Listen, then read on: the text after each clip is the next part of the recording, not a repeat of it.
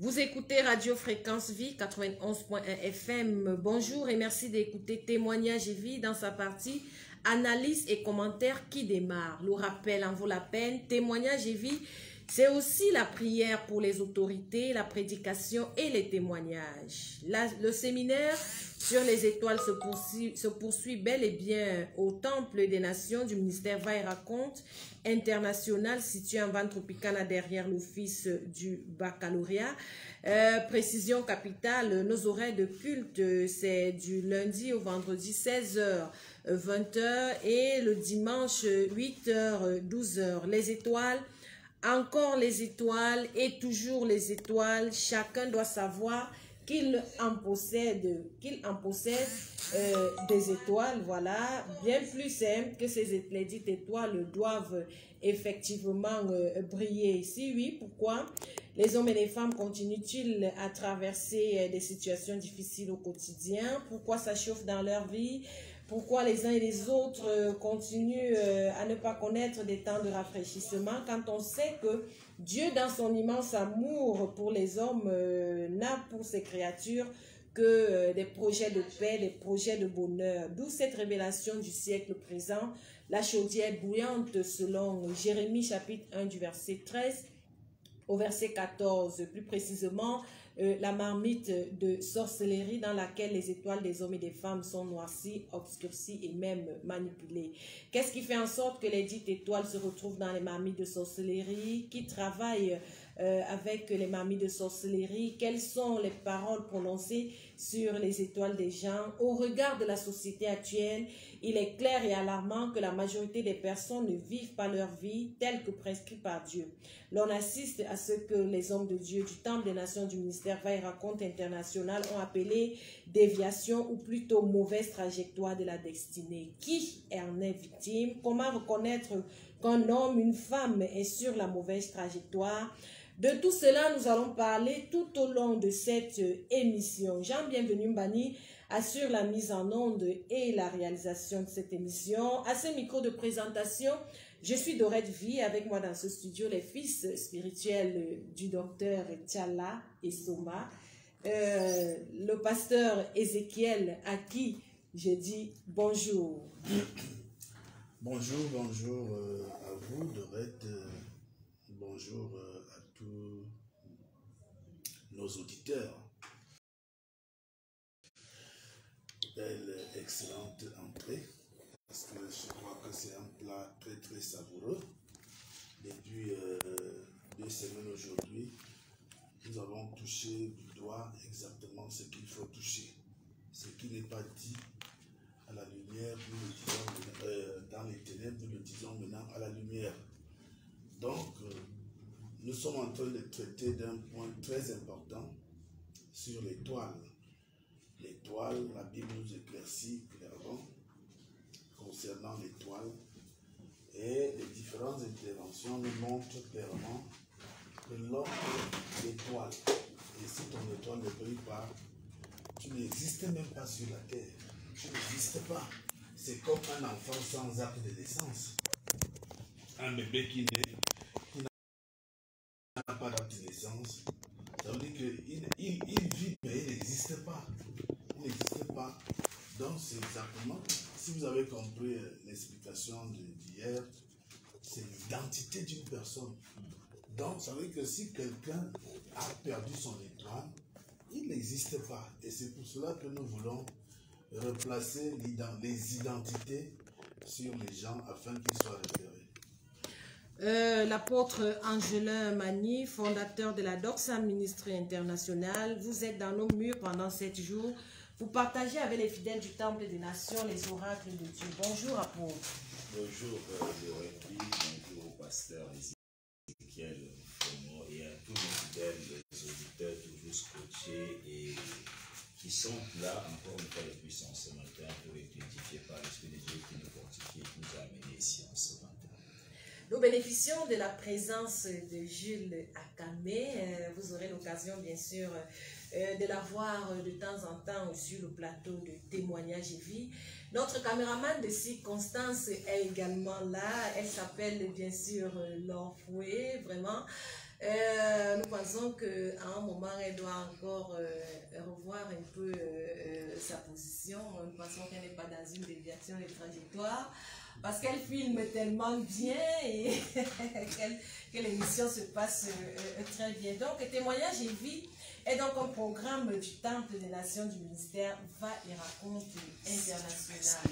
Nous rappelons que nous sommes en train de préparer l'important culte de cet après-midi au Temple des Nations, une soirée prophétique qui a été annoncée parce que hier déjà, plusieurs personnes ont bénéficié des paroles prophétiques. Et quand on sait que la parole prophétique rebâtit la vie d'un homme, rebâtit la vie d'une femme, il est donc important d'être là pendant ces moments exceptionnels. Et vous savez également que lorsque Dieu, dans son immense amour, permet qu'une révélation soit faite, permet qu'un service soit fait, c'est parce que plusieurs personnes en ont besoin. Les hommes et les femmes doivent effectivement vivre la gloire de Dieu sur la terre. Nous allons donc entrer par là. Je commence par vous, pasteur Ézéchiel.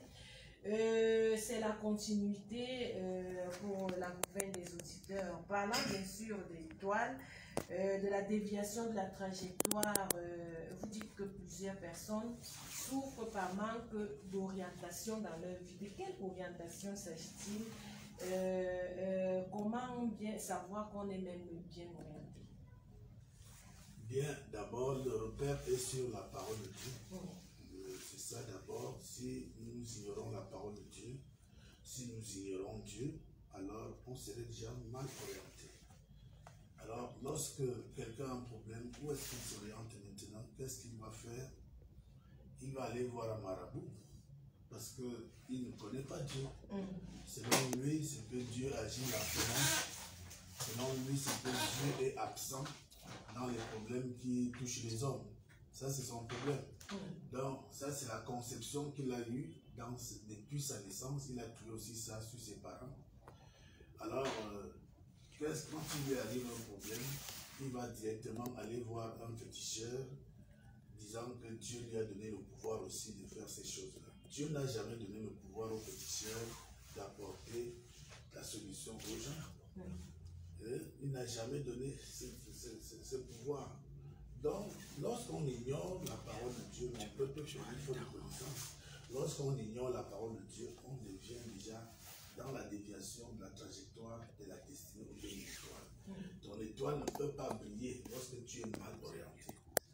Mais lorsqu'on t'amène dans la parole de Dieu, la parole de Dieu te révèle exactement qui tu es, ce que tu devais être, qui révèle également ta destinée.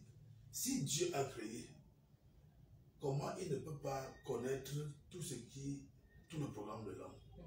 C'est lui qui t'a créé, il connaît exactement là où il faut toucher, si tu as été touché. Et celui qui n'a même rien fait sur toi, c'est celui qui viendra faire quoi? Non. Le créateur qui est Dieu, qui est Jésus, parce que c'est Jésus qui est le créateur. Donc, connaît très bien les problèmes que nous avons. Et il connaît, non seulement il connaît, mais il a déjà même résolu ce problème. Le problème, c'est que l'homme doit d'abord venir vers lui et pour avoir la solution. Donc, les étoiles sont déviées parce que les gens sont mal orientés. 1, dans les coutumes. 2, dans les traditions. 3, dans les fétiches. Parce que si tu arrives à l'Afrique, tu vas dire la tradition de nos ancêtres. Les gens ont toujours la manière de dire ça, la tradition de nos ancêtres, les dieux de nos ancêtres. Oui, les dieux, mais ce n'est pas un dieu. Ce n'est pas Dieu. Les dieux signifient les démons. Ces dieux-là sont des petits, avec les petits dés. Ce sont les différents démons. Donc, c'est là-bas où on va trouver la solution. Je disais l'autre jour que chaque région ici au Cameroun ou en Afrique que j'ai voyagé, il y a des différentes sortes d'adoration. Ça, c'est le diable qui est en train de faire ça pour qu'il ne soit pas découvert. Et tout ça, l'objectif principal, c'est de captiver les étoiles. Qu'est-ce qui intéresse le diable? C'est l'étoile d'une personne. Ce n'est pas ta chair qui l'intéresse. Si le diable boit ton sang, c'est ton étoile qui est dans ton sang. Si le sorcier boit le sang, c'est parce qu'il voit en toi ce qu'ils appellent dans le monde dans les cercles exotiques l'aura. Vous comprenez ça? Il voit l'aura en toi. L'aura, c'est quoi? C'est la brillance, c'est la clarté de l'étoile, c'est la puissance de l'étoile. Ton énergie cosmique. Voilà, leur énergie, l'énergie cosmique. C'est ça qu'il aspire. Et il utilise ça. Il utilise pour qu'il soit ce qu'il devient aujourd'hui. Et pour qu'il soit élevé dans la société, pour qu'il ait de l'argent, Ils utilisent. Écoutez bien, Apocalypse 18 dit quelque chose de très important. Il parle de ceux qui font la vente des âmes. Apocalypse précise bien les différents commerces qui se passent dans la mer, et ainsi de suite. Et il dit aussi les vendeurs d'âmes. C'est-à-dire les personnes qui se nourrissent, les personnes qui s'enrichissent sur les âmes des personnes, les vies des gens, les étoiles des gens. Oui, ils exploitent. Quand on parle de la servitude, si on va aller plus profondément, l'Égypte antique, au temps des pharaons, quand on disait que le peuple de Dieu était utilisé en Égypte, ils étaient dans la servitude. Ils bâtissaient les pyramides, ils bâtissaient les maisons pour les Égyptiens. Vous savez ce qu'ils utilisaient? L'Égypte, cette époque-là, était très dans la magie. Dans la magie, le pharaon était entouré des astronomes. Ils avaient un panthéon de plus de 1000 dieux. Voilà. Le pharaon était entouré des astronomes, des augures, de ceci, de cela. Lui, il était considéré comme un demi-dieu. Il était considéré comme un dieu de l'Égypte. Voilà. Alors, quand le peuple de Dieu, la Bible dit que quand Dieu avait décidé de frapper l'Égypte, on voyait la lumière du côté des Hébreux, à Goshen, et les ténèbres du côté de l'Égypte. C'est quoi? Cette lumière-là, c'est quoi? C'est des personnes qui brillaient. Et ce sont eux qui ont apporté la lumière en Égypte. C'est pour ça qu'ils bâtissaient les pyramides. Ils bâtissaient les maisons. Et c'est pour ça que Pharaon ne voulait pas les laisser passer. Et ils ne voulaient pas, parce ils aspiraient, ils utilisaient leurs étoiles. Vous voyez? Donc c'est la même chose. Si nous partons dans la religion, là c'est encore pire. Si nous partons dans la religion, les étoiles sont mises dans les marmites. À travers les religions, c'est-à-dire quand quelqu'un place une image soit taillée, soit une photo. Mais c'est un pôle d'aspiration. Ton étoile est aspirée et renvoyée parce que les autres utilisent cette étoile-là. Lorsque vous entrez dans une synagogue, vous allez voir les images de ceci, les images, ce ne sont pas là pour rien. Ces images-là sont là pour aspirer les étoiles qui entrent, les personnes qui entrent, ils utilisent. Ils ne prononcent pas le nom des personnes, ils les utilisent. Ceux qui m'écoutent doivent comprendre de qui je parle. Donc, ces images obscènes, parfois, tout ça, vous avez vu, lorsqu'il y a eu l'incendie de la première dame à Paris, il y avait quelles images? C'était la cathédrale. C'était des images vraiment très obscènes, des images inimaginables à l'église, entre guillemets. Or, lorsqu'on entre en profondeur, ces images-là ne sont pas pour rien. Tous ceux qui sont là sont déjà aspirés et ça va directement dans une marmite où on utilise les énergies, les auras des gens et tout. Et quand tu ressors de là, tu es déjà vidé. Tu es déjà vidé. Et c'est comme ça. Donc mon peuple périt faute de connaissance. C'est pour ça que les étoiles, les trajectoires sont déviées. Vous écoutez Témoignage Jésus dans sa partie analyse et commentaire. Dans ce studio, le pasteur Ézéchiel et l'apôtre Angelin. C'est en préparation du culte de cet après-midi au Temple des Nations qui est situé en bande tropicale derrière l'office du baccalauréat. En rappel, il faut dire que les cultes là-bas, c'est de lundi à vendredi, de 16h à 20h et le dimanche de 8h, bien sûr, à 9h. Nous parlons toujours des étoiles, des marmites de sorcellerie, de la déviation, de la mauvaise trajectoire que plusieurs personnes empruntent dans leur vie.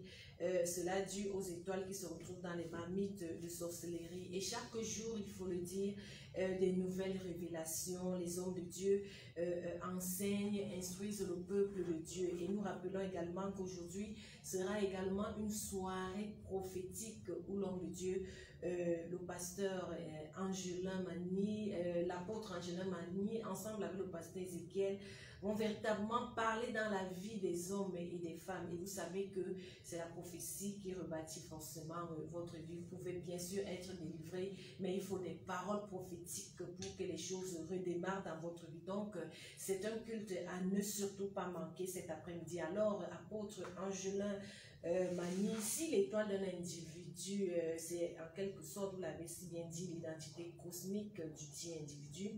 Vous dites que ce sont des incantations qui sont faites sur les étoiles qui donnent effectivement la direction à la vie de la personne sur qui on a fait, c'est sur l'étoile de la vie, la personne sur qui on a fait ces incantations. Bon, maintenant, quand on parle d'incantation, cela renvoie forcément aux paroles qui sont prononcées. Et quels sont ces types de paroles qui peuvent véritablement orienter la vie d'un homme, orienter la vie d'une femme, et qui est même habilité justement à prononcer les paroles sur les étoiles des hommes et des femmes? Ok, d'accord. Là, ça revient à la question de savoir comment on vole une étoile. Ouais, comment on vole une étoile. Et nous avons enseigné hier à l'église que l'étoile est étudiable. Voilà pourquoi les mages sont partis de l'Orient jusqu'à Jérusalem, parce qu'ils avaient étudié une étoile. Et nous avons dit, et nous appuyons encore ce matin, que si l'étoile est étudiable, elle est compréhensible. Si elle est compréhensible, elle est volable. Oui, parce que vous ne pouvez pas voler ce que vous ne comprenez pas. Sauf si vous êtes fou, vous volez ce qui ne veut rien dire, ce qui n'a pas de valeur. Donc si l'étoile est compréhensible, elle est volable, pas le même fait. Donc beaucoup d'hommes et beaucoup de femmes aujourd'hui vivent avec des étoiles volées ou des étoiles piratées, c'est-à-dire des destinées déviées, n'est-ce pas? Donc maintenant, qu'est-ce qu'on va dire? C'est à cause, par exemple, de certaines situations, comme on a posé la question, qui est derrière, qui est capable et qui ont ce genre de capacité, qui ont ce genre d'animation. Premièrement, je vais poser une question à quelqu'un qui nous écoute en ce moment. Qui était l'accoucheur le jour de ta naissance? C'est là où ça commence. Parce que vous ne pouvez pas toucher une étoile qui n'est pas née. C'est pour ça que même dans notre vie au quotidien, on commence à compter notre vie, notre existence sur la terre par le jour de notre naissance. Tout à fait. Et même quand les gens vont faire le tarot, dans les études de cartes et consorts chez les médiums des astrologues, parfois on vous demande vous êtes né quand. De par le jour, l'astrologie c'est sur la base de quoi? Ceux qui sont nés de janvier en ceci, de tel jour en tel jour du mois de l'année, vous êtes Sagittaire. Vous êtes poisson, vous êtes scorpion, vous êtes lion, vous êtes verseau, vous êtes je ne sais pas trop quoi. Et on se base sur quoi pour lire votre avenir? Chiffre, porte, bonheur, couleur du jour et consorts. C'est sur la base de quoi? Votre date de naissance. On dit vous êtes né entre ceci et entre cela. Parce qu'on ne commence à toucher une étoile, on ne commence à manipuler une destinée, on ne commence à gérer une destinée qu'une étoile, la puissance cosmique de quelqu'un, c'est seulement quand il sort du ventre de sa mère. Et c'est là où ça commence. Alors je vais poser la question à quelqu'un. L'accoucheur le jour où tu étais né, c'était qui? C'est là où ça a commencé. Tout à fait. On commence le jour de la naissance. Donc l'accoucheur le jour où vous êtes né, le jour de votre naissance, c'était qui? Le jour de la naissance de vos enfants, c'était qui? Aujourd'hui, tu as des enfants qui fument la drogue, tu es dépassé. Qui avait fait l'accouchement? Qui est le premier à toucher? Qui a touché l'enfant là? Et je vais aller plus loin. La tête étant le symbole de l'élévation, quand l'enfant sort, qu'est-ce qui sort en premier? C'est la tête. Et la personne qui lui impose la main en premier pour faire l'accouchement, tu connais ses mains, tu sais d'où il sort. Si la personne a une mauvaise animation, si la personne est mal inspirée, si la personne a une mauvaise onction, elle commence le jour, parce que Satan a ses agents partout. Si tu as la malchance que le jour de ta naissance ou de la naissance de tes enfants, la première personne à avoir fait l'accouchement, avoir touché la tête, parce qu'on touche la tête de l'enfant. Avant que toi-même tu ne touches la tête de ton propre enfant, c'est l'accoucheur, l'accoucheuse qui touche sa tête. Et avec lesquelles mains?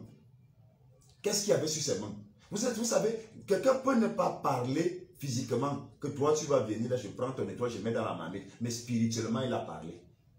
Parce qu'on vole les étoiles les gens spirituellement. L'esprit de la personne, il y a des gens, il est devant vous comme ça, mais il est aussi derrière vous. Parce que son esprit a la capacité de se dédoubler. Alors au moment de l'accouchement, quelqu'un peut être physiquement en train de sortir l'enfant du ventre, mais aussi en train de porter l'étoile de l'enfant et mettre dans une marmite en même temps.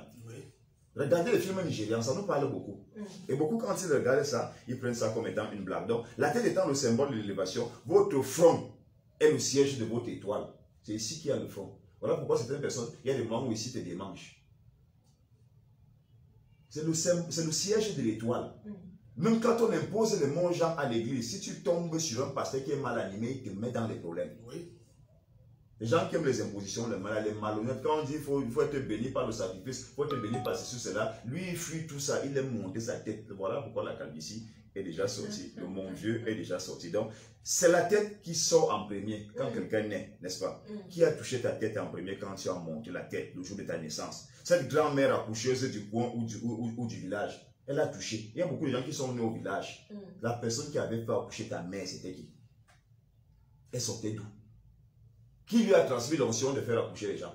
Tu sais qu'on lui a transmis cette onction avec quelle mission? Avec quel mandat? Alors, elle t'a fait accoucher. Aujourd'hui, tu as des difficultés. Maintenant, si la personne même n'avait pas de problème, qui était autour quand tu es né? Vous avez vu quelque chose?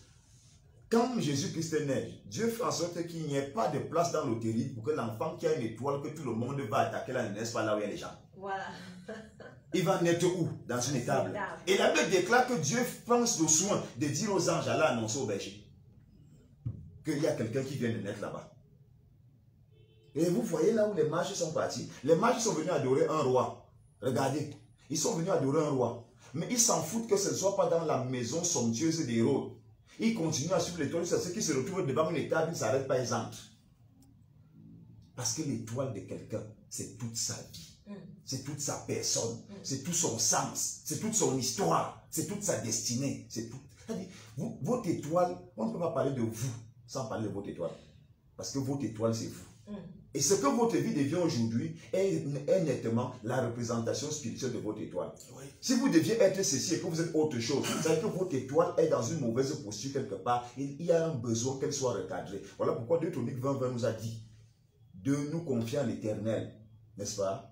Et nous serons affermis. Mais de faire confiance aux prophètes, de confier nos vies aux prophètes. Et dans l'église postmoderne, il est question que les gens sachent que nous ne pouvons pas servir Dieu sans les prophètes.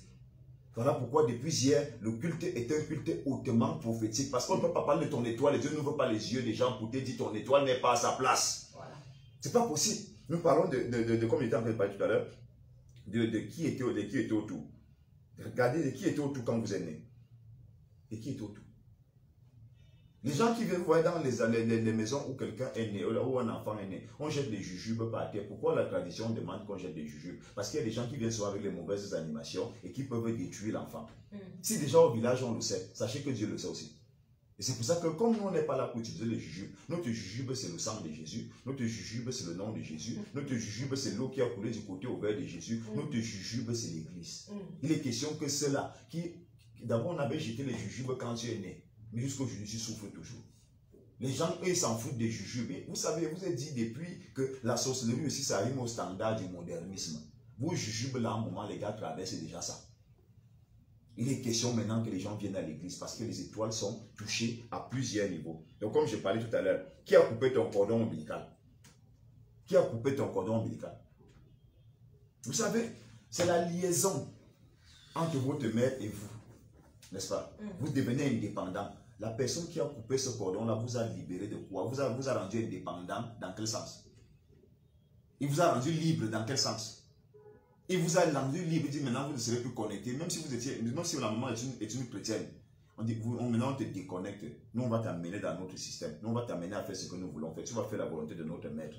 Qui a coupé ton cordon ombilical? C'est des petits détails que nous négligeons. Qui avait enterré ton cordon ombilical? Qui a enterré ça? Là où on enterre le cordon ombilical, si quelqu'un parle là, tu sais ce qui va t'arriver. Mais c'est ça, quand vous naissez, ce sont les petites choses qui sont liées à vous et qui sont interconnectées à votre étoile. Quelqu'un a touché votre placenta, il peut détruire le sens de votre étoile, l'orientation de votre étoile. Et j'ai dit l'orientation de votre vie. Alors, qui a coupé le cordon ombilical? Comme vous dire, apôtre Angelin, que c'est la personne qui vous reçoit, même si vous savez que parfois on a tendance à garder l'enfant dans la chambre pendant un mois. On dit qu'il ne faut pas que les gens puissent porter l'enfant. Quand vous arrivez pour voir un bébé, on vous dit seulement qu'il dort. Mais vous prenez ces précautions après que quelqu'un ait déjà justement touché votre enfant à la maternité. Oui. Donc, ça. Il y a même ça, vous savez, les mains des gens sont des autels.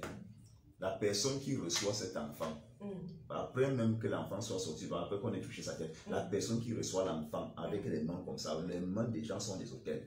Il y a des gens qui mangent, qui ont le sang des gens sur leurs mains. Il y a des gens qui vivent intensément dans le mal, dans le flou, dans le faux, à perpétuité, à longueur de journée. Il s'affectionne à ça. Et c'est lui qui était la première personne à te prendre dans ses mains à l'hôpital. Ça peut être l'infirmier, ça peut être l'infirmière, ça peut être la sage-femme, ça peut être je ne sais pas qui. Ça peut être cette femme qui avait accompagné ta mère. Tu as pris tes mains. Elle t'a pris dans ses mains et a commencé à se réjouir. Physiquement, elle se réjouit, mais à l'intérieur, est-ce qu'elle se réjouit? On a vu Chiméi qui marchait avec David, mais qui était capable de prendre la poussière de là où David est passé, reprendre ça en l'air et déclarer des malédictions sur lui. Mais il marchait avec lui. Il marchait avec lui. Donc, il y a des trucs comme ça, comme je parlais tout à l'heure, qui a coupé ton cordon ombilical, qui a enterré le placenta. Là où on a enterré le placenta, la personne a dit quoi?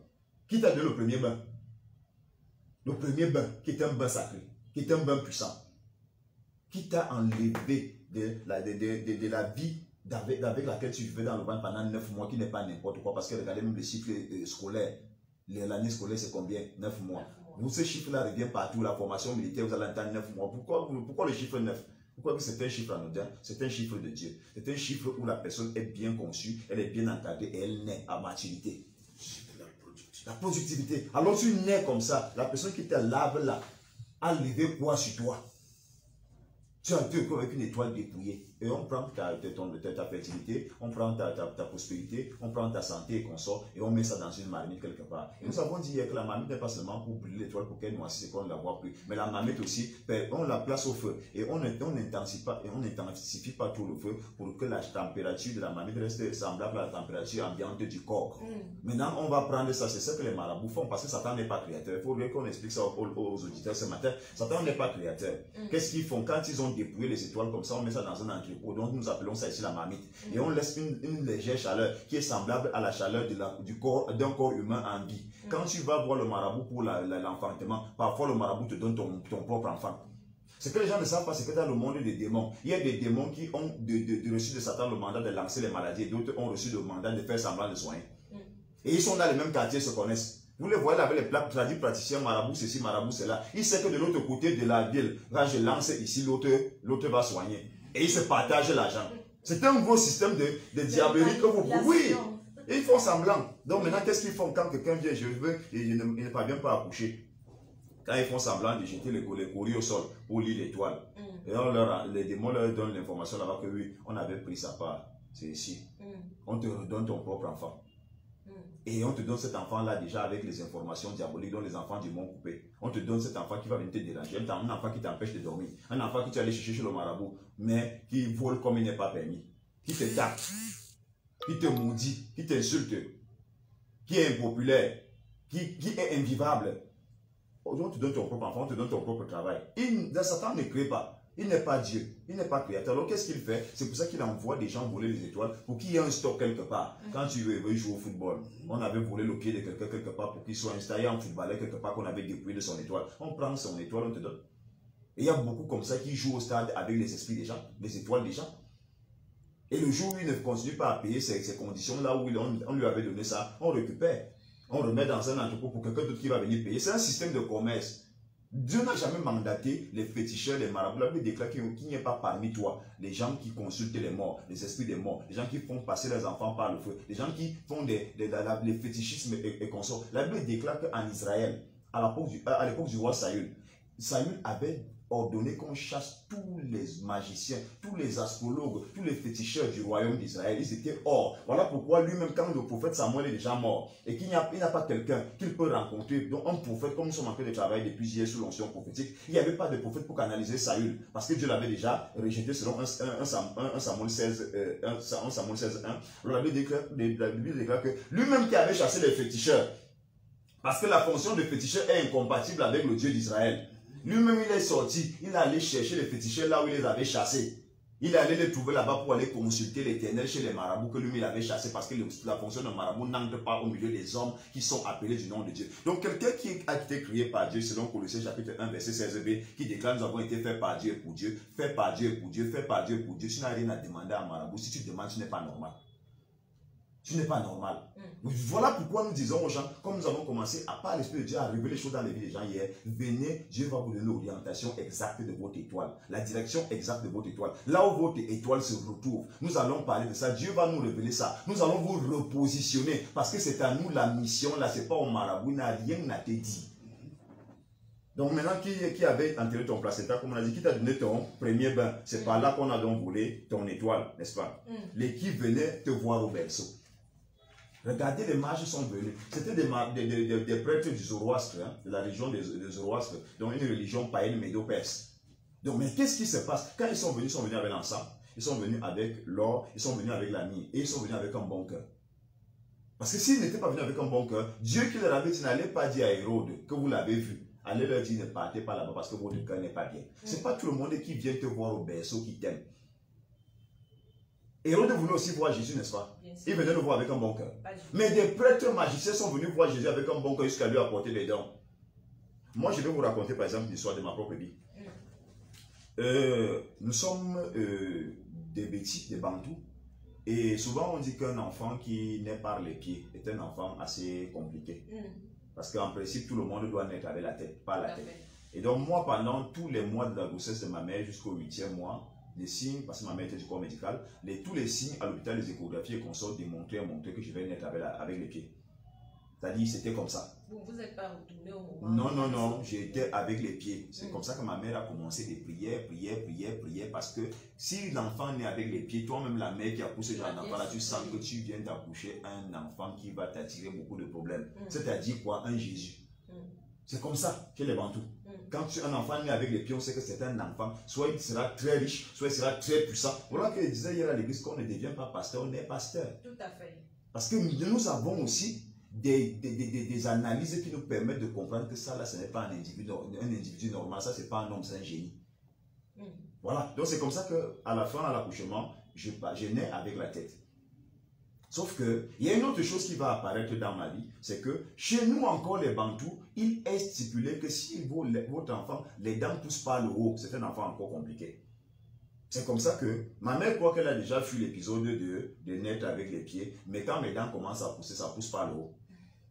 Et maintenant, selon le milieu dans lequel elle est née à ce moment-là, il était dit que ce n'est pas un enfant normal, c'est un roi qui est né. C'est une personne de luxe, une personne de marque qui est née. Qu'est-ce qu'il faut faire? C'est un riche qui est né en fait, c'est un peu ça. Alors comme c'est un riche qui est né, tu ne peux pas le bloquer. Si tu veux gâter la vie de ton enfant, reste couché chez toi, alors qu'il est né avec les dents qui ont poussé par le haut. Mais si tu veux véritablement que cet enfant soit comment il est né, comme c'est que l'étoile, c'est son étoile, parce que même dans nos villages, il y a des gens qui ont la lecture des étoiles. Comme les mages sont venus, c'était des mages, c'était des prêtres païens. Mais ils ont vu l'étoile de Jésus, ils sont venus l'adorer. Alors c'est comme ça que des gens ont dit à ma mère, va au village ou alors dans un grand marché et prends la haute, tu mets au dos, tu chantes, tu danses et tu dis aux gens que ton enfant est né avec les dents qui ont poussé. Donc ton enfant, les dents ont poussé par le haut, ses premières dents ont poussé par le haut. Et ceux qui connaissent ce que ça signifie, chacun viendra prendre, celui-ci donne l'argent, celui-ci donne le macabo, celui-ci donne le riz, celui-ci donne l'arachide, celui-ci donne l'huile. C'est comme ça que ma mère a dansé au marché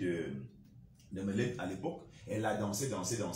Les gens ont donné des choses. Moi j'étais tout bébé, elle m'avait attaché au dos et dansait au marché. Avec la foule. C'est comme ça que quand ma grand-mère tenait la prendre ça, elle vient lui dire non, tu as dansé en ville. Mais quand nous voyons la façon dont ça se passe souvent, nous pensons que c'est aussi mieux que tu viennes encore faire le même travail au village.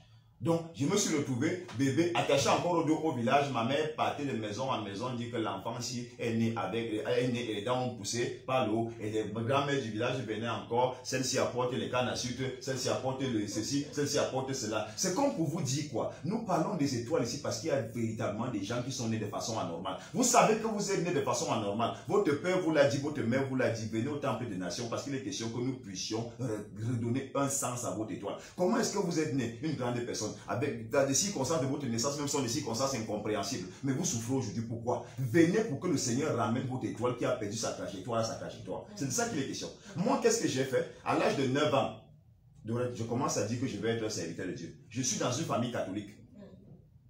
Je suis dans une famille catholique et le réveil pentecôtiste n'est pas encore vulgaire. Donc, ce n'est pas une affaire qu'on peut dire comme ça. Je parle là des années 94. Ce n'est pas vulgaire où il y a les églises partout, les affiches partout, il y a les chaînes de télé chrétiennes partout. Ça n'existe pas. Donc, je n'ai même pas une connaissance de ce que ça signifie. Et je suis dans une école primaire Saint-Christophe de Vormi à l'époque. Au cours matin de je viens dire à mon père, je vais être un enfant de Dieu.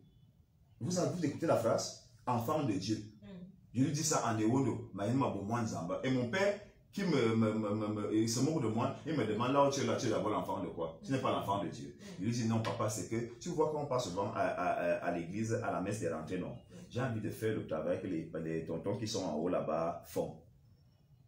Je me suis défini comme Jésus-Christ à l'âge de 11 ans, c'était 11 ans, 12 ans, n'est-ce pas, qui dit il est temps qu'il soit aux affaires de son père. C'est comme ça que je parle, à 9 ans. Catholique, hein? Et c'est comme ça que mon père a compris ça, que je dois être un prêtre. Et c'était ça, parce que c'est ça que nous connaissions à l'époque. Au cours moyen 1, dans l'année qui suivait, j'ai fait le CP et le concours au cours moyen parce que j'étais assez brillant. Et je rate le concours de Sainte-Thérèse de Beaulieu. Je n'ai jamais pleuré comme ça de toute ma vie. Ça dit, c'est comme si j'étais en train de rater le but pour lequel je suis né. C'est ça l'étoile de quelqu'un. Le but pour lequel tu es venu sur la terre. Et à un certain moment de ta vie, tu sens ça parlant. Toi, pourquoi tu restes à la maison? Viens pour que le Seigneur ce soit comme il l'a fait hier, avec plusieurs. Parle dans ta vie et que tu te repositionnes. C'est de ça qu'il est question. Sinon, tu es en train de vivre sur la terre inutilement. Et la Bible déclare, ceux qui occupent l'espace inutilement, je vais vous montrer le verset tout à l'heure, doivent être coupés et jetés dans le feu. Parce que tu occupes la place inutilement. Tu es en train d'occuper la place sur la terre inutilement parce que tu n'es pas à ta place. Tu ne joues pas ton rôle et tu ne sers pas Dieu. C'est comme ça que je rate le concours. Je fais une année à l'Institut Mbedonkomo. Et l'année qui suivait, un cousin, qui était un professeur au petit séminaire Saint-Paul de Mbalmayo, dit à mon père, mais tu m'as dit que douleur, parce que c'était mon petit nom d'enfance, douleur, parce que ma mère m'a enfanté dans beaucoup de souffrances, c'est pour ça qu'on m'appelait douleur, mais j'ai brisé ce nom sur ma vie parce que j'ai vécu les douleurs. Il y a les liens de nom, j'ai vécu les douleurs là. Ça, sincèrement, j'ai vécu de vraies douleurs à cause de ce sobriquet. Donc voilà comment il dit à mon père, il peut présenter le concours encore, sauf qu'il aura un problème, c'est qu'il sera obligé de reprendre la 6e parce que là-bas on n'entre pas en 5e, 4e, 3e, donc tu entres en 6e, tu recommences 3e. Il a dit à mon père, ça c'est un problème. Reprendre la 6e, c'est un problème. Je vais suivre mon destin. C'est comme ça que j'arrive, je fais le concours au séminaire Saint-Paul de Mbalmayo. Et j'ai réussi. Et j'entre au séminaire. Et j'avais un très bon parcours. J'ai fait toutes mes classes normalement et j'étais brillant. Jusqu'à ce qu'à un moment, le Seigneur me fasse comprendre que ce n'est pas là-bas où il m'attend. Il m'attend dans le réveil pentecôtiste. Voilà pourquoi dans le réveil pentecôtiste, je n'ai pas le même style et le même rythme que tout le monde. Parce que je sens une fonction à l'intérieur de moi. Je sens une mission à l'intérieur de moi. Il faut ramener l'ordre dans la maison du Seigneur. Alors tu es là-bas au quartier, tu nous écoutes. Mon frère, ma soeur, il est temps que tu te lèves, que tu viennes au temple des nations, afin que comme Dieu a commencé à parler, j'ai vu des gens pleurer hier à l'église d'Orel. Le Saint-Esprit, quand il veut parler dans ta vie, le gars va parler des choses qu'il n'y a que toi seul qui connais. Nous avons vu ça hier. Et il peut faire ça dans la vie de quelqu'un qui nous écoute. Il a fait ça. Vous savez, quand vous êtes en train de rendre des ministères, vous ne vous contrôlez pas. Vous êtes agi. Je ne sais pas si quelqu'un comprend ce français dans sa maison actuellement. Il dit, vous êtes agi. Donc, c'est-à-dire, vous êtes manipulé, vous êtes utilisé par Dieu pour aller dans le sens où il veut partir avec son peuple. Je n'ai pas prévu ça hier quand je prenais le micro pour prêcher. Je n'ai pas prévu ça. Mais Dieu a orienté les choses comme ça. Ce soir, ça sera encore plus fort que jamais. Parce que j'ai senti ça toute la nuit. Je n'ai pas pu dormir. J'ai senti ça toute la nuit. Comment le Seigneur me présentait des caméras partout comme ça. Donc, ça veut dire que aujourd'hui, ça sera lisible. Les vies des gens seront lisibles aux yeux de Dieu. Et il est question que les gens comprennent ça. L'étoile, comme on a cette placenta déplacée, cordon ombilical et tout, on ne peut pas citer tout le reste, on va citer le reste à l'église. Mais il est question que tu saches qu'on t'a touché quelque part. Voilà pourquoi tu es né grand. On t'a raconté une histoire grande sur ta vie, mais tu es petit. Comme tout le monde le sait quand même que pour être sur la terre, pour nous écouter aujourd'hui, vous êtes forcément né, donc forcément vous avez été touché par des mains dont vous ne connaissez pas l'identité spirituelle. Donc ces témoignages, j'ai vu qu'il continue dans sa partie analyse et commentaires. En préparation à l'important culte de cet après-midi au Temple des Nations du ministère Vaille Raconte International, à partir de 16h, nous précisons que les cultes là-bas, c'est de lundi à vendredi, 16h-20h, et le dimanche à partir de 8h, et ce jusqu'à 12h. Vous pouvez également nous regarder sur la page d'Orette Vie officielle. Nous sommes bien sûr en direct, ça il faut le préciser. Alors je reviens à vous, pasteur Ézéchiel, toujours dans cette même lancée.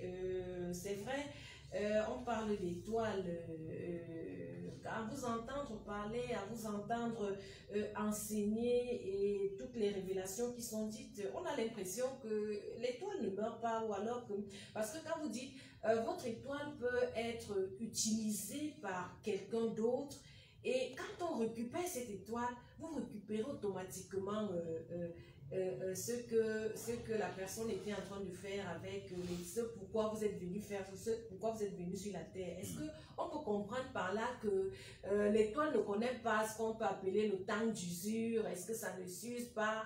Si ça peut être utilisé par votre étoile, utilisée par quelqu'un d'autre depuis 20 ans, depuis 30 ans. Est-ce que vous avez là, est-ce qu'il est possible que quand vous parlez de récupération d'étoiles, que la personne récupère son étoile et qu'elle soit encore comme si elle était neuve? C'est une très très belle question.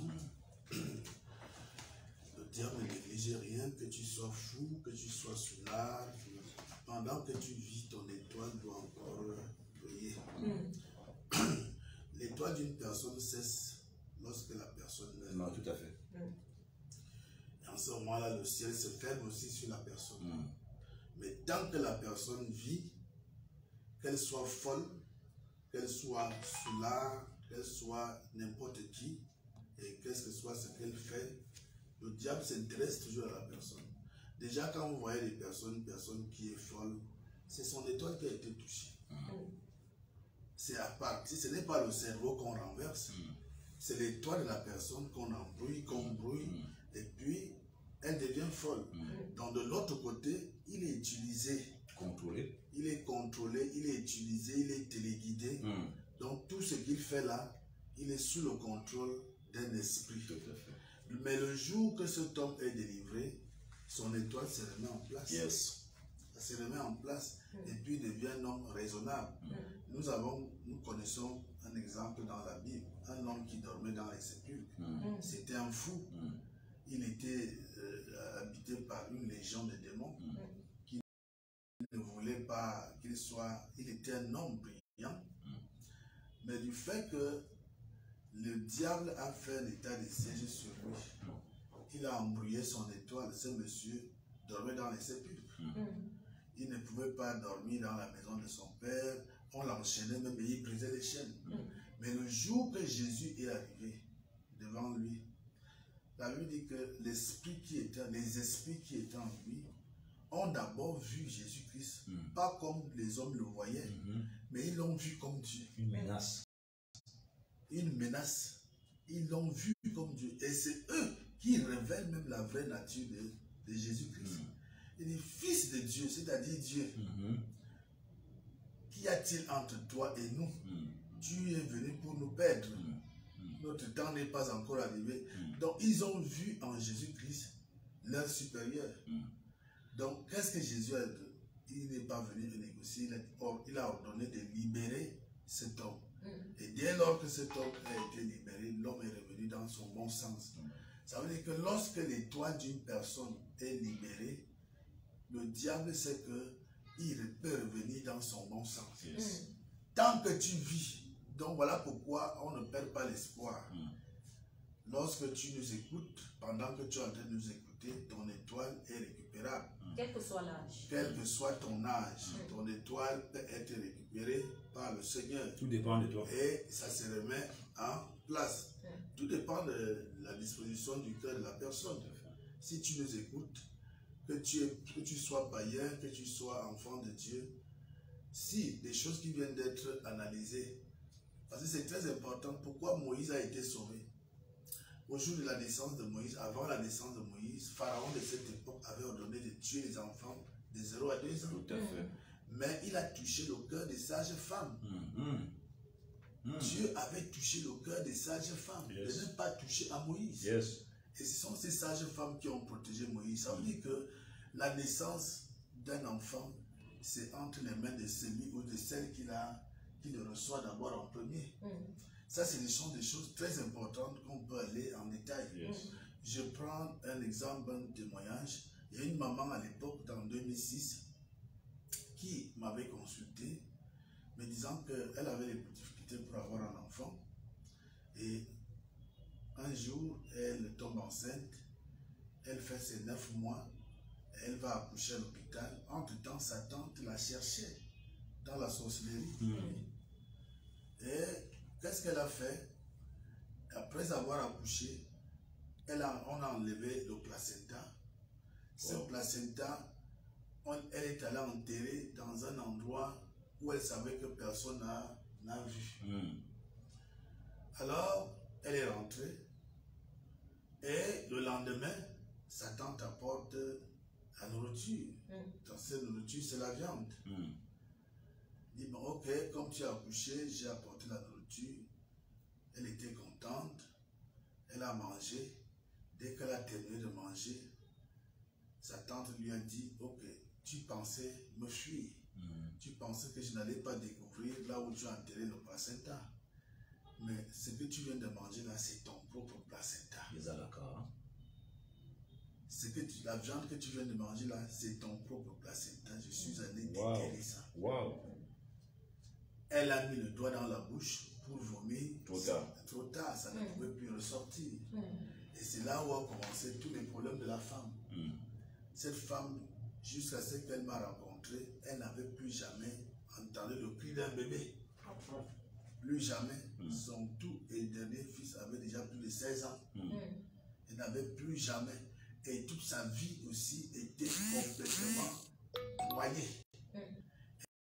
Elle me disait qu'aucun homme ne l'a arrêté sur le chemin. Ni même proposé, ni même dragué, ni même... Elle était déjà toute malheureuse. À un moment donné, elle voulait déjà se suicider. Tout ça parce que son placenta a été préparé et on lui a donné. On lui a donné. Donc il faut que les gens sachent que dans ce domaine-là, pilule les démons. Dans ce domaine de santé, il y a aussi le vampirisme. Le vampirisme qui est là aussi pour sucer les étoiles et les mettre dans les marmites. Et les milieux où on manipule le sang, où on manipule l'être humain, c'est un milieu ambiant de la sorcellerie. C'est un milieu ambiant parce que c'est le lieu de prédilection. Le lieu de prédilection où les enfants naissent, ce sont des étoiles qui naissent. Alors, on ne sait pas, la sage-femme qui a accouché, la gynécologue qui a accouché, ainsi de suite, nous ne sommes pas là pour indexer tel ou tel. Mais c'est une réalité. Tout à fait. Même si les gynécologues, son étoile a aussi été détournée par le diable. Parce que quand tu es sorcier, il y a toujours un retour. Le diable t'utilise. Et en même temps, il te détruit. La première des choses, quand un sorcier est utilisé, il a déjà d'abord livré son étoile à Satan. Ça, c'est d'abord la première chose. Le Satan ne peut pas t'utiliser sans qu'il ne prenne contrôle de ton étoile. Parce qu'il faut, c'est lui qui te commande. Va tuer tel, va ramasser l'étoile de tel. Tu vas obéir parce que tu es... Il te tient quelque part. Il te tient déjà. Ça veut dire qu'il t'amène à détruire le prochain, mais il t'a déjà détruit avant. Donc l'étoile de cette personne est déjà aussi détruite. Donc nous parlons à tout le monde. Que tu sois sage-femme, que tu sois docteur, gynécologue, que tu sois n'importe qui dans la société.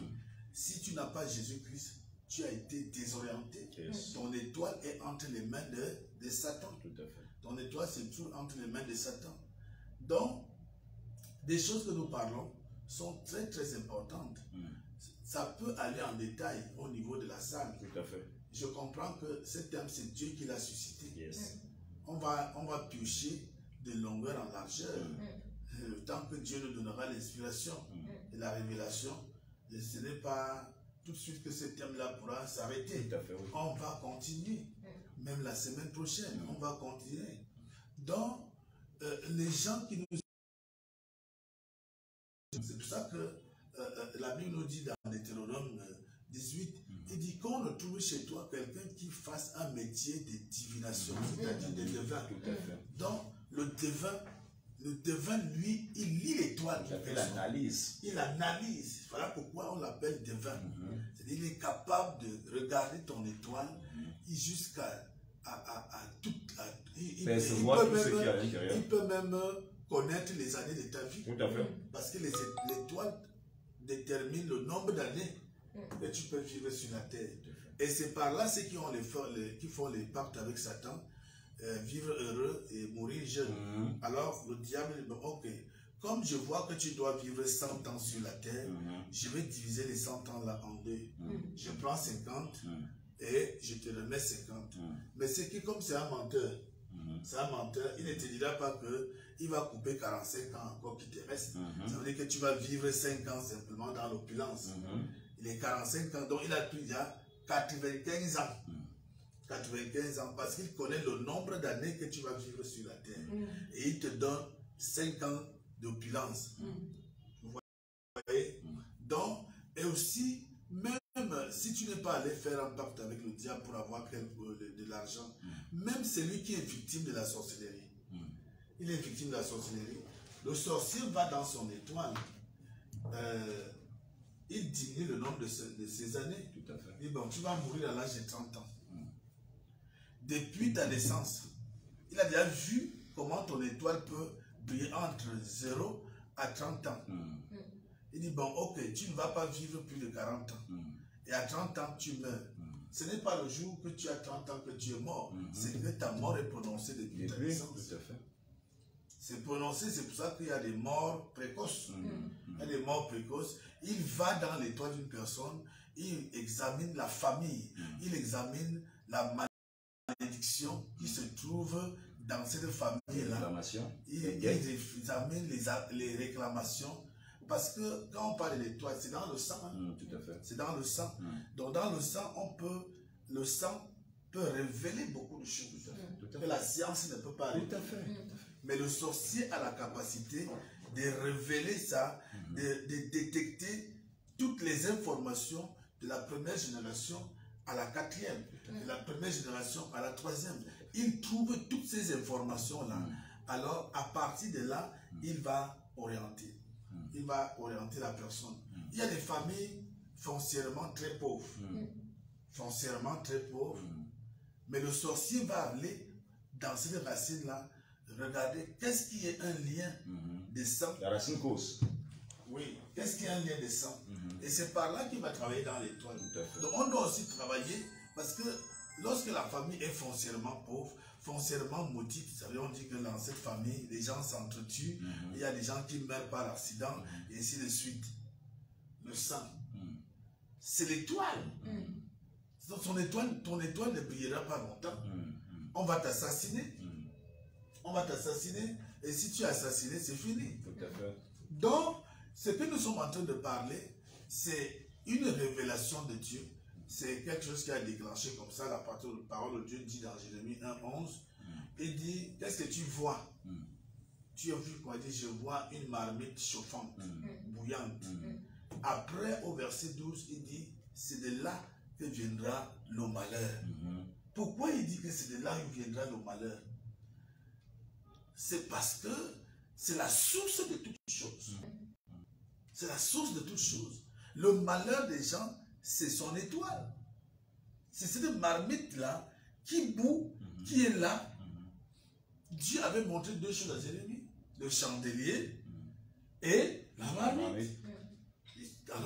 Alors, donc, toute famille, j'ai dit du monde entier, il y a des gens qui partent dans le monde, aux États-Unis, en France, partout, ils pensent trouver le bonheur. Mais ils arrivent là-bas, ils vivent pire que là où ils étaient avant. Tout à fait, tout à fait. Ils vivent pire. Le problème n'est pas de changer le pays. Le problème, c'est d'enlever. Est-ce que tu es encore dans la marmite de sorcellerie? Il y a dans mon livre, je dis comment le sorcier peut initier un enfant dans la sorcellerie entre 0 et 90 jours, les 3 premiers mois. Ou alors d'autres peuvent initier, déjà détruire l'étoile de l'enfant depuis le ventre. Depuis le ventre quand il est encore fœtus. Mais lorsqu'il est fœtus, après sa naissance, c'est lui qui est à l'origine de cela, revient à la charge pour commencer à préparer l'enfant. Qu'est-ce qu'il amène? Il amène des feuilles de macabo. Ça, c'est une façon de dire que c'est moi qui suis déjà ici. C'est moi qui suis. Il marque le territoire. Il marque le territoire. C'est pour que les autres ne viennent pas réclamer. Il dit c'est moi, donc l'enfant est déjà occupé, c'est moi qui s'occupe de lui. Il revient, il vient avec les feuilles de macabo pour voir soi-disant un enfant, pour voir un enfant. Mais c'est pour venir accomplir le travail qu'il a commencé dans le ventre de cette femme. D'autres, on l'initie, on détruit à la naissance entre 0 et 90 jours. J'ai vu à l'époque ma cousine, un homme, après la naissance, je crois 2 semaines, elle avait accouché un bébé. J'étais de passage là-bas. Pendant que j'étais en train de m'apprêter pour rentrer, je suis allé la saluer. Un monsieur est entré autour de 10 heures. Elle était seule dans la maison avec le bébé qu'elle venait d'accoucher. Le monsieur a demandé, est-ce que je peux voir le bébé? Naïvement, elle est allée prendre le bébé.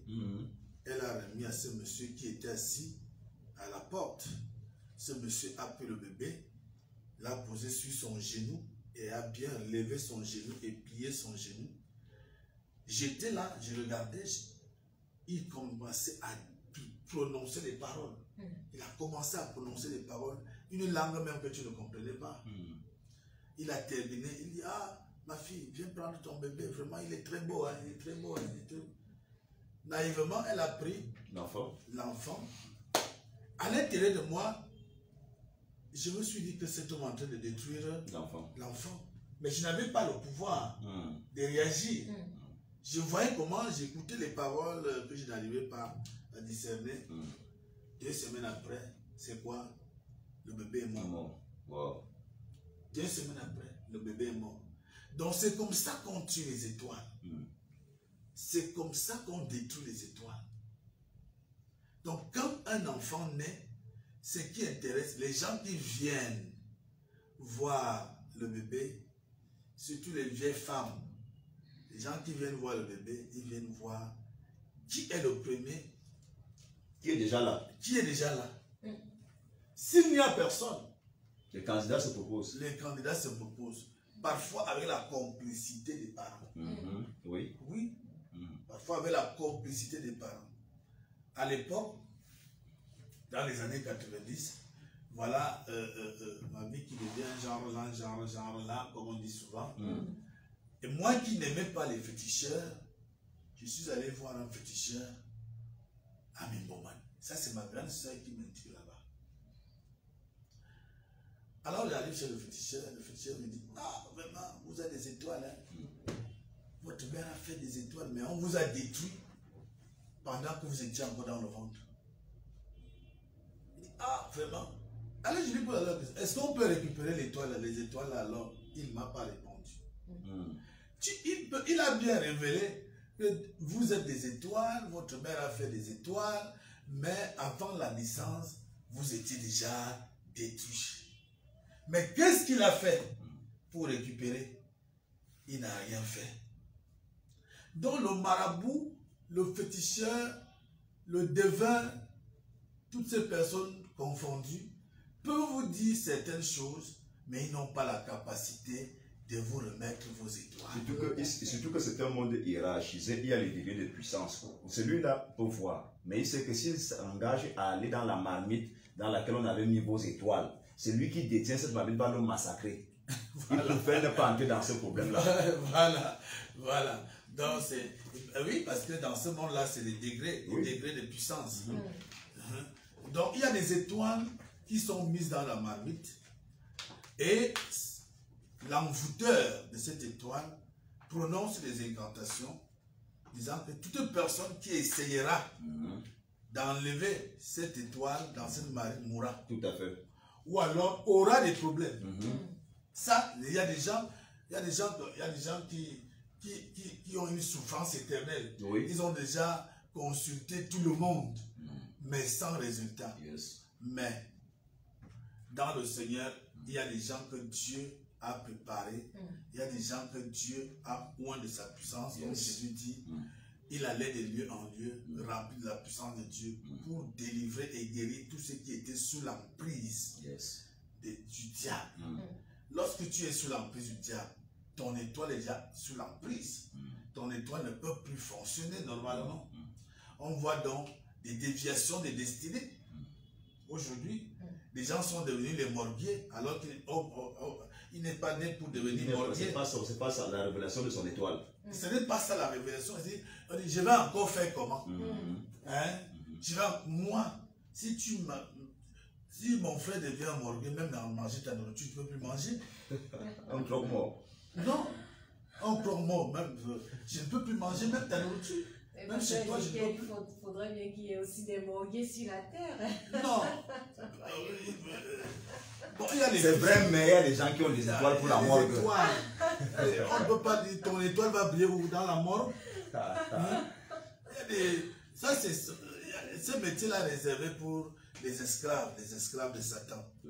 Pour quelqu'un qui est appelé à briller, qu'est-ce qu'il va faire dans la morgue? Il y a des gens qui partent en Europe, ils lavent les cadavres des blancs là-bas. Ils lavent les vieilles personnes, les vieilles personnes, les papas, les mamans, ainsi de suite. Il est en Europe. Il dit que son étoile a brillé. Son étoile ne brille pas. Son étoile ne brille pas. D'autres sont devenus les femmes des blancs. Un homme qui est devenu la femme d'un blanc. Et c'est donc son étoile a brillé. Non, son étoile est mise dans la marmite. Voilà. C'est mise dans la marmite. Donc, il faut que les gens comprennent la trajectoire que Dieu les a orientés. Si tu ne connais pas ta trajectoire, tu seras un raté dans la vie. Et tu vas déranger les autres. Et c'est le genre de personne qu'on dit tu es sorcier. Oui. Parce que tu deviens nuisible. Tu deviens nuisible. Parce que tu n'es pas sur ta place. C'est ça. Tu n'es pas. Tu n'es pas sur ta place. Donc nous parlons, même si tu es à l'extérieur. Même si tu es à l'extérieur, bientôt même les cultes seront en direct. Tu pourras recevoir les mêmes délivrances. Tu pourras recevoir les mêmes prières. Il suffit de nous suivre en direct. Tu vas voir ton étoile va sortir de cette marmite de sorcellerie qui se trouve dans la maison familiale, qui se trouve même dans ton village. C'est là-bas où vous êtes contrôlé. Va en Europe, mais si tu es toujours contrôlé dans ton village, vraiment, tu compteras seulement le nombre d'années. J'ai 10 ans, j'ai 15 ans, mais sans carte de séjour. Tout à fait. Sans carte de séjour. Tu dors de maison en maison, tu dors de rue en rue, tu fuis la police. Tu fuis la police. Tu connais tous les marchés, parce qu'il y a d'autres qui ont un travail là-bas en Europe, c'est qu'il n'est rien. Ils dorment à la gare Saint-Denis. Il y a un gros cafouillage de noir là, la gare Saint-Denis. Les gars vendent la sauvette, ils font le maïs grillé, les soya. Bref, le même travail qu'ils ont fui. Que tu as fui ici. Et tu as dit que tu vas. Et maintenant, qu'est-ce qu'ils font quand vous arrivez nouvellement en Europe? Dès qu'ils te rencontrent, ils sentent que tu viens d'arriver, tu ne connais pas le marché, tu ne connais pas la ville et tout, tu ne connais pas là où tu es. Ils te disent, bon, mon petit, comme tu viens d'arriver là, moi, tu veux faire quoi? Tu veux venir payer les habits, tu veux venir payer les chaussures, tu veux quoi? Tu veux le téléphone, tout ça. Ils te demandent. Dès que tu fais la liste de tout ce que tu veux, ils te disent, attends-moi ici, mon petit. Et tu prends le café, il va faire des courses pour toi et il vient te donner parce qu'il aura 10 €. Tu vois? Voilà ce qu'on appelle les empêcheurs. Oui, en Europe, un jongleur chez les Blancs. Son étoile n'a pas brillé. Son étoile ne brille pas. Mais il est en Europe. Il est en Europe. Tu fuis le poisson braisé, tu fuis les infos. Briser les prunes. Briser les prunes. Et tu vas les briser là-bas. Oui. Voilà. Parfois même, ils ne faisaient même pas ça ici. Ils vendaient les trousseaux de clés Paris, là en France. Ils vendent des trousseaux de clés. Je prends l'avion pour vendre les clés. Dis donc. Donc voilà les étoiles qui sont complètement préparées dans la marmite. Dans la marmite de sorcellerie. Donc nous appelons, parce que c'est un sujet très important, au fur et à mesure que les jours passent, nous comprenons que Dieu ajoute encore. Parce qu'on va arrêter, mais on comprend. C'est abondant. C'est très abondant. On va arrêter. Il parlait des placentas tout à l'heure. Mais il y a une chose que Dieu révèle dans la Bible sur la fille de Jérusalem. Il dit, au jour où tu naquis, personne n'a pris soin de toi. Personne. Tu vois, personne n'a coupé ton cordon. Tout à fait. Personne t'a lavé avec de l'eau. Tout à fait. Du sel. Et du sel. Tu vois, il dit, tu as été abandonné, rejeté. Rejeté. Oui, tu as été rejeté. Personne n'a eu un regard de pitié pour toi. Wow. Écoutez bien. Au jour de la naissance, personne n'a eu un regard de pitié pour toi. Personne. Que ce bébé-là a fait quoi? Il dit, je t'ai vu. J'ai vu que tu baignais dans le sang. Tu baignais dans ton sang. Tu baignais. Mais ce qui m'intéresse, c'est que à la fin, il dit à Jérusalem, voici le temps de tes amours. Vous voyez? Voici le temps de tes amours. Voici le temps de récupérer ton étoile qui s'est tout dans la poubelle. Voici le temps. Tu vas rentrer dans ta trajectoire. Tout à fait. Tu comprendras que même si aujourd'hui tu dois dire, je n'ai pas de diplôme, je ne suis pas allé à l'école, ce n'est pas l'étoile n'a pas un problème d'école. Ce n'est pas un problème. Nous ne parlons pas des hommes instruits. Quel était le diplôme du roi David pour être roi en Israël? Quel était le diplôme de Joseph pour être gouverneur en Égypte? Quel était le diplôme d'Esther pour être reine en esclavage, en déportation médo-perse? Son diplôme c'était quoi? Rien du tout.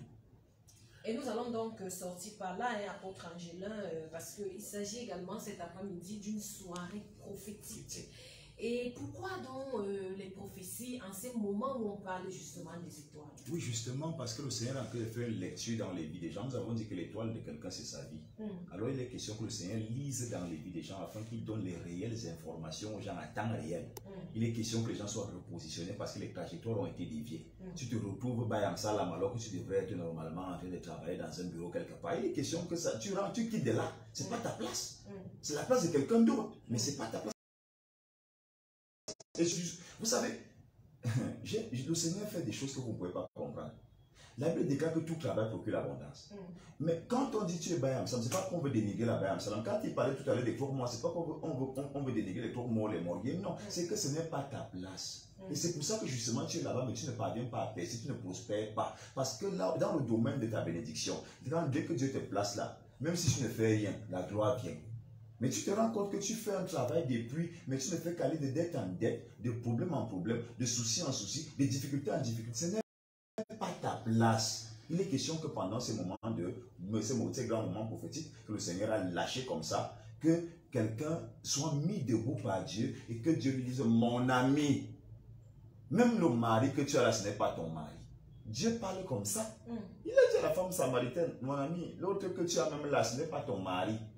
La Bible dit que Jean-Baptiste parlait souvent à Hérode par rapport à sa femme Hérodias.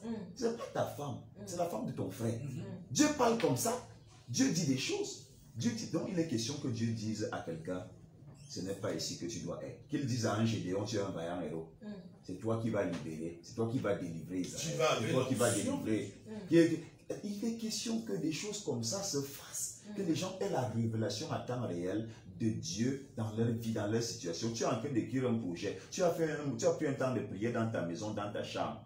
Voilà, le programme est là pour que tu puisses venir à la présence de Dieu avec ce problème que tu avais nourri devant Dieu en prière et que Dieu te donne la réelle orientation. Tu es sur le point de prendre une décision, mais tu as prié. Il est question que Dieu te dise ne va pas à gauche, va plutôt à droite. C'est ça la direction divine. Le moment prophétique est un moment de direction divine, d'orientation divine. Comme dans les écoles, il y a les conseillers d'orientation. Il est question que le Seigneur nous utilise pour réorienter les destinées qui avaient été désaxées, qui avaient été changées de trajectoire. Je voulais dire quelque chose en sortant, pendant que le pasteur Luc parlait tout à l'heure. Le Seigneur me révélait ça.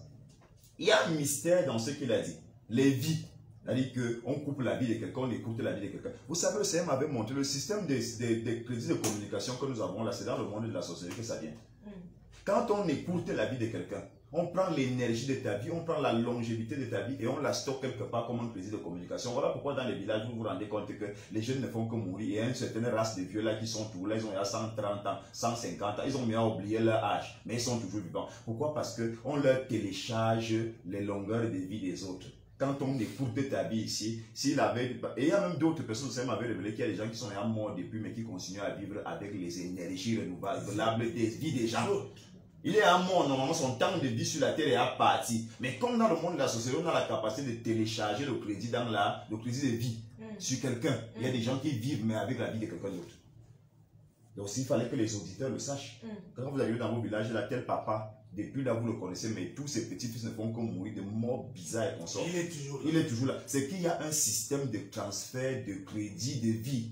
Donc, quand on écoute la vie de quelqu'un, si vous aviez 70 ans, c'est-à-dire qu'ils ont gagné 70 ans, ils peuvent donc envoyer un papa tel 30 ans, ils peuvent envoyer un autre papa tel 5 ans, ils peuvent envoyer un papa tel 20 ans. C'est comme ça que ça fonctionne. Voilà pourquoi il faut toujours que les gens soient en train de mourir, parce qu'il faut qu'il y ait un grand stock de vie pour pouvoir les télécharger, les transmettre en transfert de vie, comme on appelle ici chez nous communément les transferts de crédit, les Orange Money, consorts là, ça se passe aussi dans le monde spirituel. Et cela passe forcément par l'étude de votre étoile. C'est la raison pour laquelle vous devez être là cet après-midi. Peut-être a-t-on déjà planifié d'écouter votre vie, de vous laisser peut-être 10 ou 15 jours, alors que Dieu, dans son immense amour, vous prévoyez encore 50 ans, 60 ans, 90 ans. Et cela va passer forcément par votre étoile. Il ne faut pas que cela soit ainsi dans votre vie. Vous devez vous déplacer pour venir recevoir votre délivrance, pour venir sortir. Voilà. C'est pour cela que nous avons préparé une grande veillée de prière le 29. Yes. Le 29 de ce mois, parce que c'est très, très, très important. Ça s'explique. Tout le monde sait et d'autres ne le savent pas. Vous allez seulement voir des émulations, les fêtes, ceci, la fête a fait cela, la fête de Noël, la fête de Nouvel An. À partir même du 15 août, il y a aussi le Ramadan, la fête du mouton. Vous voyez que c'est en série. C'est le moment de sacrifice. C'est un temps de sacrifice pour Satan. C'est-à-dire tous les sorciers du monde, avec les fêtes, on offre des sacrifices à Satan. C'est les sacrifices qu'on doit offrir, soit physiques, c'est-à-dire on doit annuler, tuer certaines étoiles qui ne doivent plus exister. Et on doit également prendre en sacrifice des étoiles pour d'autres personnes pour l'année qui arrive. Pour l'année qui arrive, 2022, on doit donc hypothéquer. Ça peut être dans le mariage, ça peut être dans les affaires, ça peut être dans la santé. Même les églises seront également attaquées. Tout à fait. Les individus seront attaqués. Donc vous allez voir après le 29, à partir du 1er novembre, il y aura un cycle d'accidents jusqu'en fin janvier. Tout à fait. Parce que ceux-là qui ont déjà été donnés en sacrifice, l'exécution commence à partir du mois du 1er novembre. C'est pour ça qu'il y a l'ouverture de la fête des morts. Tout à fait. L'esprit de mort est envoyé dans toutes les maisons à ce moment-là. C'est pour ça que nous organisons cette grande veillée de prière le 29, vendredi le 29 de ce mois, pour préparer afin d'anéantir tous les projets de Satan sur les étoiles des gens. Pour anéantir ces projets-là. Donc tu dois faire parmi des gens qui doivent être dans cette veillée de prière. Il faut être là. Mais avant cette veillée de prière, nous sommes en train de préparer, c'est la semaine prochaine, l'important culte de cet après-midi. Tout à fait. Vraiment, il faut déjà te presser, il faut te presser pour être là aujourd'hui, parce que ta présence va provoquer un incident dans le monde des ténèbres où ton étoile est retenue. Ce n'est pas de la blague, nous sommes en train de parler d'une chose très profonde qui concerne toutes les catégories de personnes sur la terre. Tout à fait. Témoignage et vie, stop et fin. Nous remercions toute la grande équipe qui s'est mobilisée aujourd'hui pour la production de cette émission. Disons comme ça, merci au pasteur Ézéchiel. Merci à l'apôtre Angela Mani. Merci à Jean Bienvenu Mbani qui assurait la réalisation de ce programme et également la mise en onde.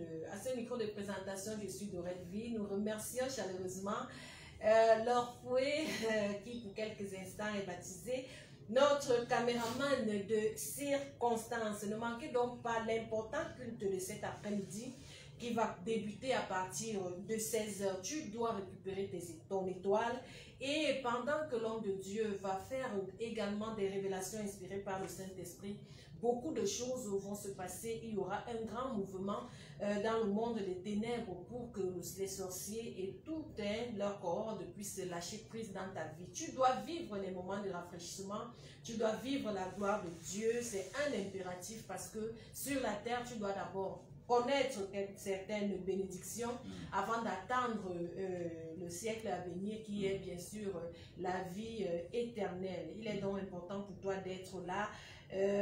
Ton étoile ne va pas s'user, c'est quelque chose que nous pouvons retenir ici. Si votre étoile avait été volée depuis 10 ans, 15 ans, 20 ans, 30 ans, elle a été utilisée. Dès que vous la récupérez, vous commencez commencez à vivre ce pourquoi Dieu vous a envoyé effectivement sur la terre. C'est une parole de réconfort, c'est une parole réconfortante. Il est très important donc pour toi d'être là aujourd'hui. Nous allons dire que le ministère Va et Raconte International est situé en bande tropicana, derrière l'office du baccalauréat. Vous prenez le taxi du Tozala, l'église du docteur Tiala Issoba. On va vous laisser à l'une des trois entrées.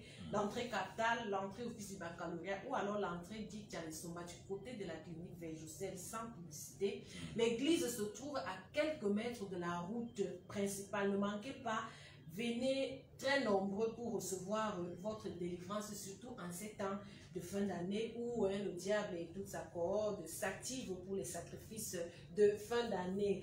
Abonnez-vous à la page Ministère Va et Raconte International, page Facebook, pour connaître toutes les informations du Temple des Nations. Abonnez-vous à la page Radio Fréquence Vie, également à la page Dorette Vie officielle. Que le Dieu du docteur Tiala Issoba nous bénisse tous. Au revoir.